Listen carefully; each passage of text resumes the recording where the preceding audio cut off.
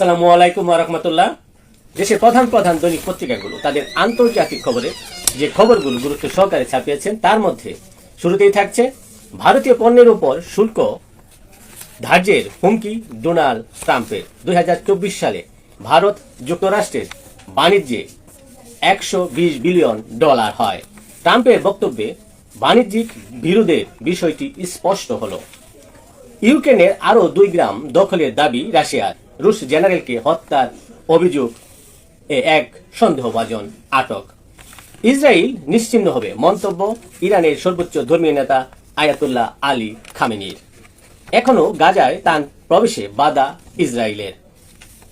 Israeli হামলায় আরও 38 জন ফিলিস্তিনি নিহত। ফিলিস্তিনের খবর প্রচারে ফেসবুকের বাধা। সিরিয়া যুদ্ধ এখনো শেষ হয়নি বলে জানিয়েছে জাতিসংঘ। চলমান যুদ্ধবিরতির মেয়াদ বেড়েছে উত্তর